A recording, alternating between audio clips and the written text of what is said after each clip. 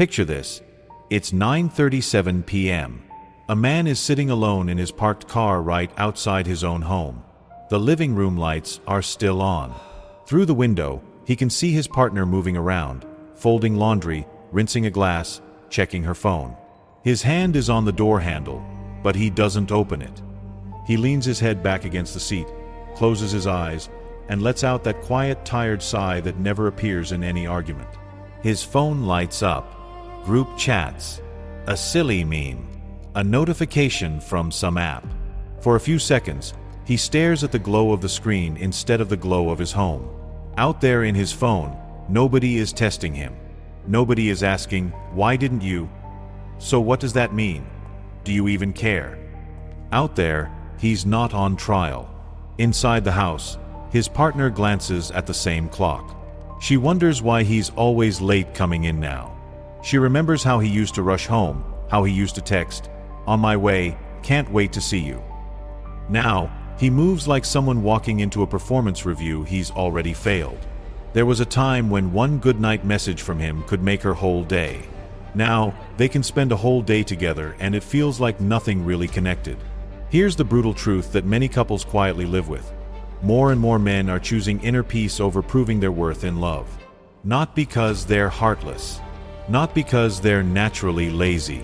But because they feel like almost every emotional moment has turned into an exam they can't pass. One wrong word can erase weeks of effort. One forgotten detail becomes proof of a deeper flaw.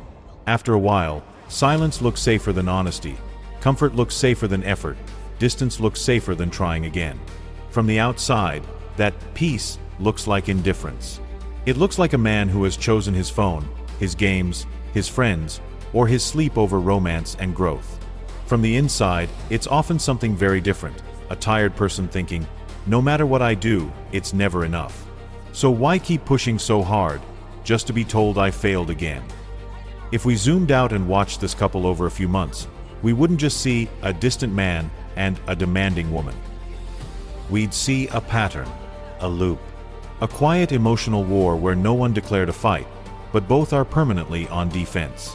One person feels insecure or unloved, so they throw out a test without calling it a test.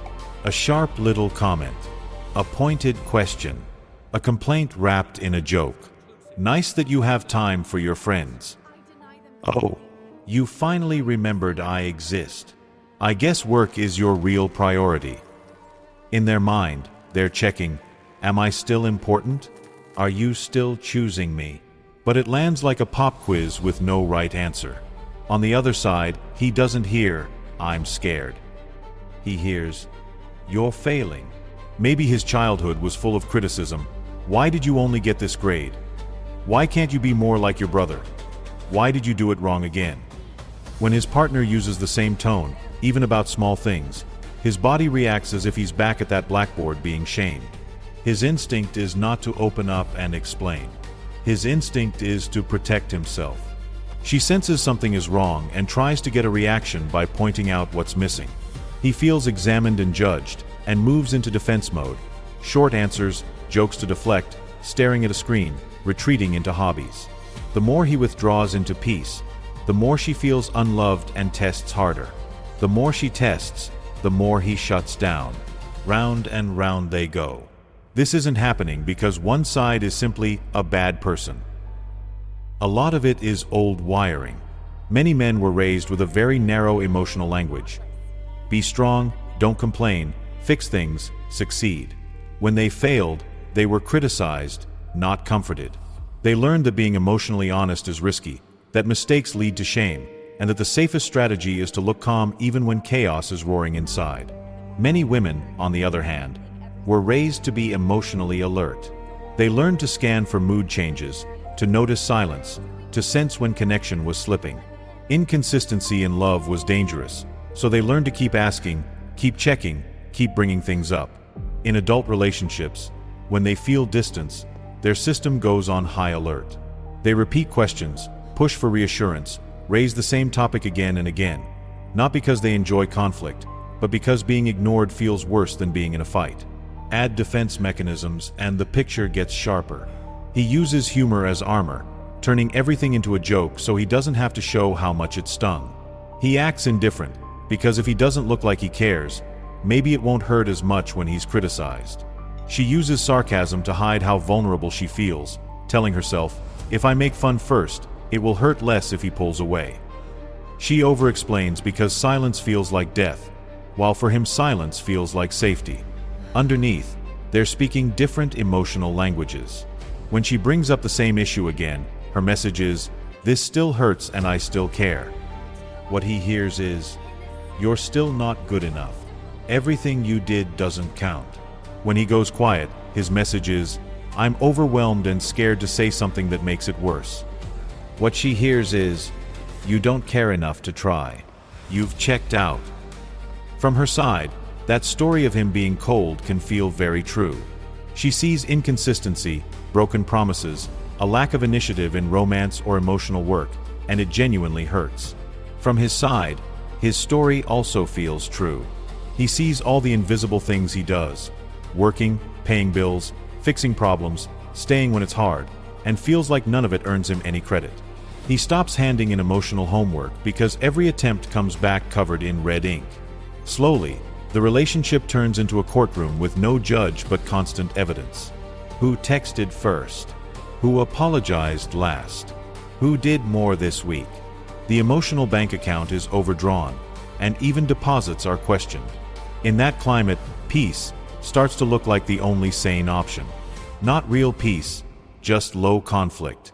Fewer arguments, fewer risks, but also less connection and less honesty. To really understand why so many men choose this route, you have to step into his inner world for a moment. Not the version that jokes at dinner, but the version that lies awake at 1 a.m. thinking, I am one mistake away from being seen as not enough. Not enough as a provider, a partner, a man.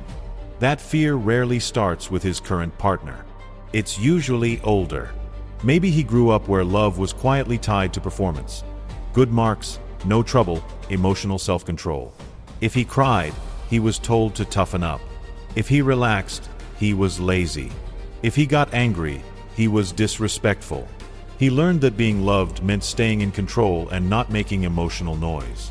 Now he's in a relationship where his partner needs presence, empathy, romance, initiative, reassurance.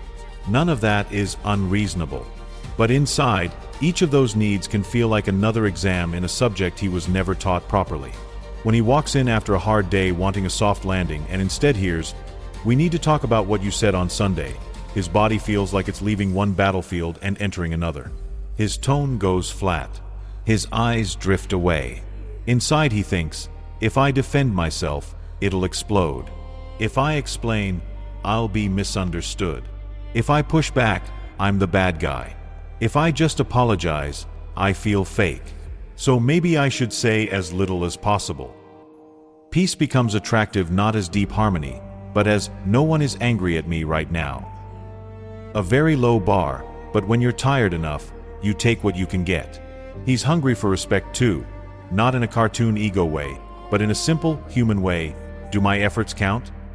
When every good thing he does becomes baseline, and every mistake becomes a crisis, he feels like he's working a job where he only ever receives fines, never a paycheck. After enough cycles of you forgot this overshadowing, you did all that, he quietly updates the rule in his head. If nothing I do is enough, I might as well do less and protect my sanity. He's also afraid of being seen as weak or useless. When he does open up a little about stress or doubt, part of him is watching, will this be thrown back at me later? If he's ever heard, other husbands manage, why can't you?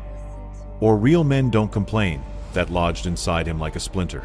Next time he feels overwhelmed, instead of saying, I'm drowning, he shrugs and says, I'm fine, then disappears into quiet numbing. Scrolling, gaming, videos, staying late at work. On the outside, it looks like he doesn't care. Inside, he's thinking, at least this doesn't judge me. There's often a fear of control too. Men who grew up with controlling parents can be extremely sensitive to any tone that sounds like orders. When she says, why did you do it like that? I told you already, she might be trying to streamline things. His body hears, you're incompetent, you can't be trusted. He doesn't say, that makes me feel small. He just lowers his emotional participation. He'll maybe do the task, but his heart leaves the room. In everyday life, this shows up in small scenes. Two people on the same couch, each on their phone. She wonders why he doesn't reach for her or ask deeper questions. He feels the weight of her disappointment and looks at his screen because he's convinced that talking will only end in blame. Or a dinner where she raises big topics. Moving, money, kids, therapy. He feels a wave of pressure, anxiety about failing, and instead of saying, "This scares me," he makes a joke or shuts down. She reads it as indifference. He was actually flooded with fear. And yet, many of these men still love deeply. They still care about their partner, still want to make her happy, still dream of a relationship that feels like a safe harbor. But the mix of constant tests, mixed signals, and old shame wires them to associate emotional effort with danger. So they downgrade their hopes. No shouting, no drama, no tears becomes the main goal. Low conflict, even if that means low connection. Now, let's sit in the middle and add subtitles to the behaviors that hurt the most. When he goes quiet after you bring up something sensitive, it's easy to translate his silence as, he doesn't care. In your language, talking equals caring. If you're still fighting, you're still in it. Silence feels like abandonment. In his language, silence often means, I'm scared of saying the wrong thing and making it worse. I need time to think, but I don't know how to ask for it without being attacked. What looks like coldness can actually be fear wearing a calm mask. When she brings up the same issue again, many men hear, you enjoy complaining. You never let anything go. In his mind, the case was closed. In her language, repetition usually means, this wound never healed. The last talk didn't really reach me, so my system keeps circling it, hoping one day you'll truly see it. It's not that she loves conflict, she just doesn't know how to ignore pain without going numb. When he chooses his phone or his games instead of a deep talk, it's natural to feel, I'm less important than a screen. That hurts. But often, his choice is less about preferring pixels to his partner and more about choosing a space where he isn't being graded. Emotional conversations feel like driving in a storm with bad brakes. Scrolling feels like parking in a dark but predictable garage. When she tests him with sarcasm, wow, you remembered I'm here, it stings as disrespect. But underneath, it often means, I miss you and I feel invisible, but I'm scared to say that directly. Sarcasm is the armor she uses so she doesn't feel completely exposed.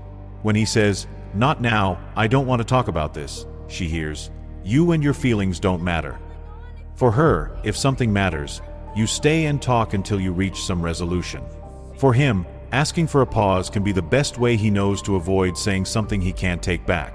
The problem is that he rarely explains this clearly, so it just looks like another closed door.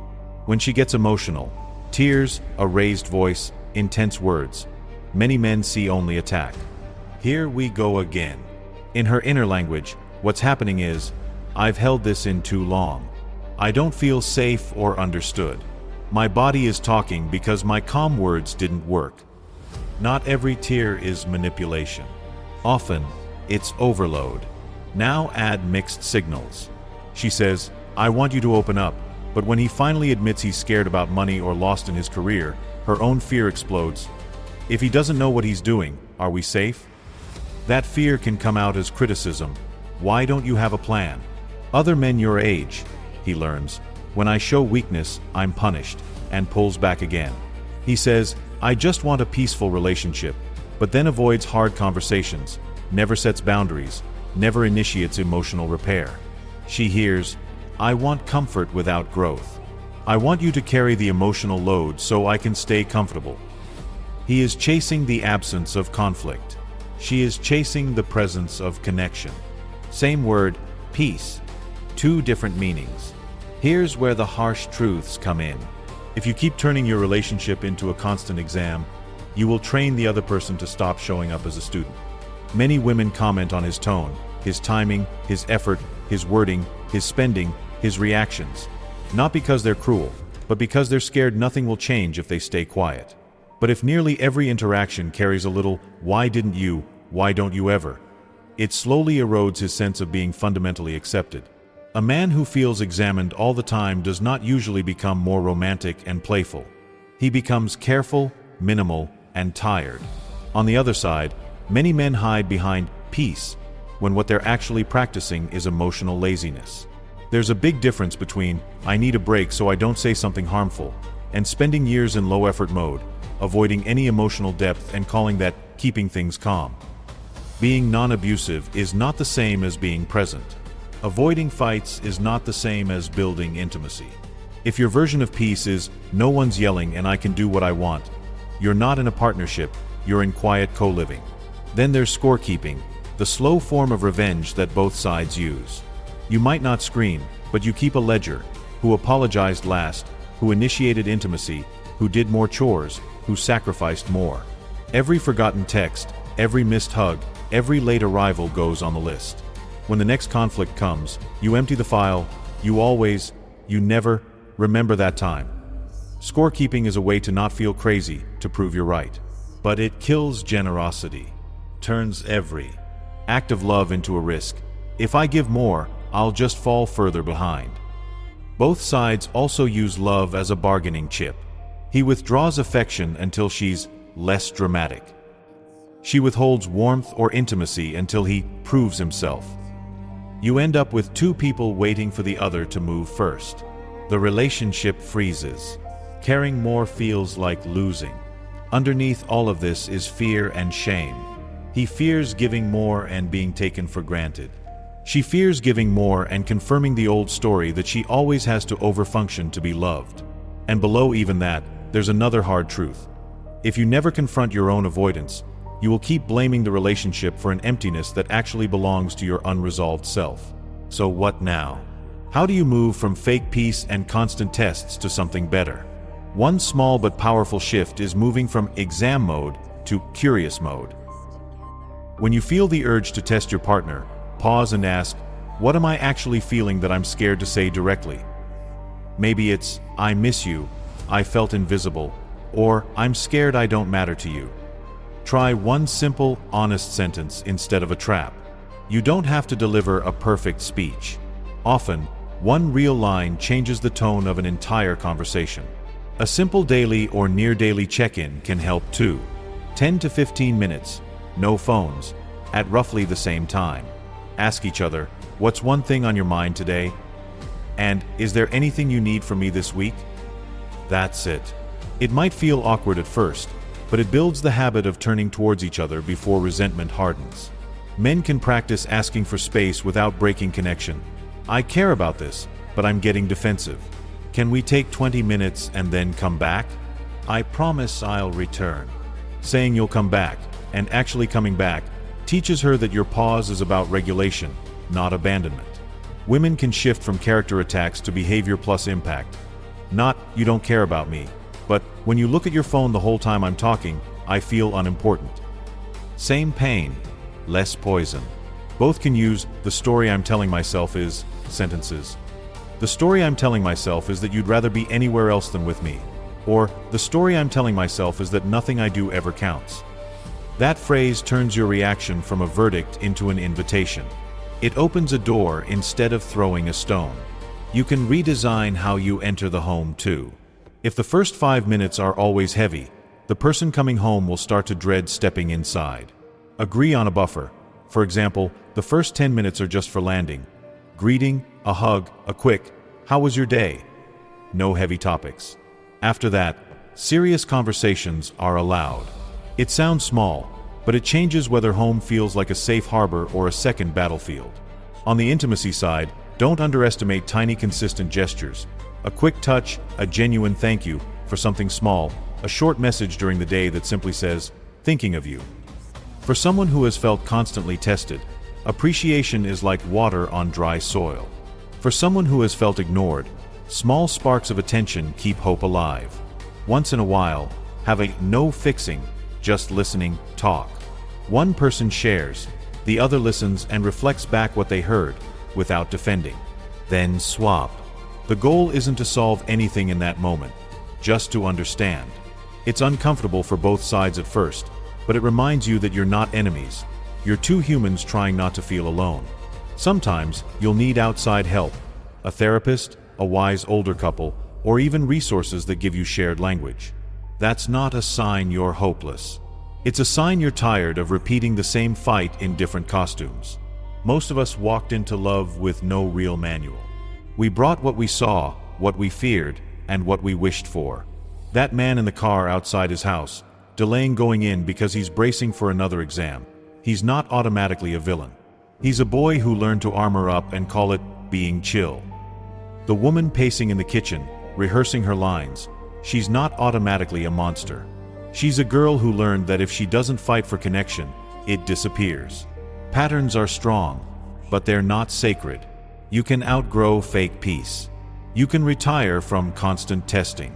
Real peace in a relationship isn't the absence of raised voices. It's the presence of safety. Safety to say, I'm scared I'm not enough, or I'm lonely, without being mocked or dismissed. Safety to ask for space without threatening to leave, and to ask for closeness without being called too much. If you heard yourself in the man who is tired of proving his worth, maybe your next step isn't to withdraw even deeper. Maybe it's to stay in one hard conversation a few minutes longer and say one honest sentence about what's really going on inside. If you heard yourself in the partner who tests and keeps score, maybe your next step isn't another sharp comment, but one vulnerable line, I miss you. I'm scared we're drifting. No one gave you a perfect manual. In many ways, you're just two wounded kids trying to love from inside adult bodies. But if you're both willing to learn each other's emotional language, you don't have to keep living on trial. You can build a life where being loved doesn't mean passing exams, and protecting your peace doesn't mean shutting your partner out. And if you heard your story in this, maybe this is your invitation to stop fighting alone inside your own head and start speaking honestly. Clearly, gently, even if your voice shakes. The goal is not to prove your worth to each other. It's to build a connection where neither of you has to live as if one wrong move will make you unlovable.